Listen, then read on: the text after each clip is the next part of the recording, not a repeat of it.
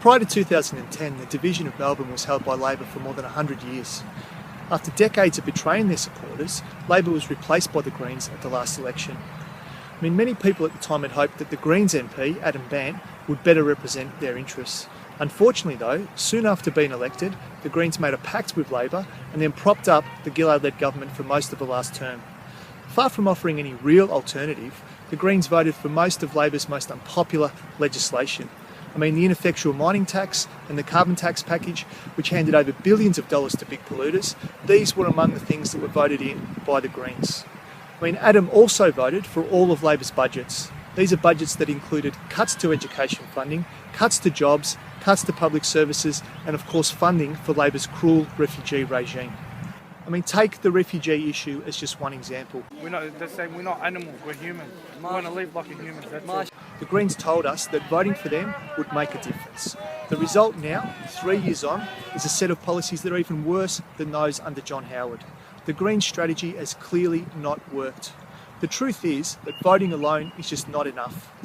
Side by side with building an electoral alternative, we need to build movements of people on the ground. It's people power that changes things, not politicians. We urge people to vote for candidates on the basis of what they have done, not just what they say. The Socialist Party has a proud record of activism and of winning local gains for the community in this area. We don't just turn up once every 3 years. We campaign all year round on important issues like workplace rights, affordable housing and public transport. We stand up for gender and sexual equality, refugee rights and of course for immediate action on climate change. We are putting forward a real progressive alternative to Labor, the Liberals and the Greens. The problem is that all of those parties support the profit-driven market system. This is a system that does not work for the vast majority of people. It's a system that prioritises profits and the needs of big business before all else. In our view, it's a system that does not work and needs to be changed. The Socialist Party is fighting for an alternative, a democratic socialist alternative. We want a system that's based on the public ownership and democratic control of major industry. It's only this type of system that can ensure the needs of ordinary people and the planet are put before profits. In this election, we're standing in Melbourne on a bold program, a program that puts jobs, homes, services and the environment front and centre. This program of investment into public housing, public education and public healthcare could easily be paid for by increasing taxes on big business and the billionaires. But we would go a step further. Much more of society's wealth could be utilised if we brought the big companies that dominate the economy into public hands and under community control.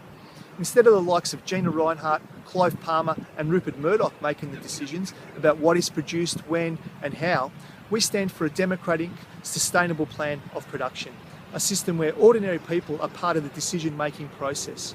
We stand for genuine democracy, socialist democracy, where people have a real say over what affects their lives. This is the only basis upon which we can build a truly free and equal society. We know that the problems of war, of poverty, of environmental destruction, these are not going to be resolved by voting for one or another of the mainstream parties, let alone issues like racism, sexism and homophobia, issues that are intrinsic to the capitalist system. We need to change this system. That can only be done by building movements from below. And as a Socialist MP, I would use that position to support and to build those movements and to give them a voice in the Parliament. If you agree with these ideas, then alongside voting, join the Socialist Party and help us build the movements that are necessary to bring about a better and a more equal society, a socialist society.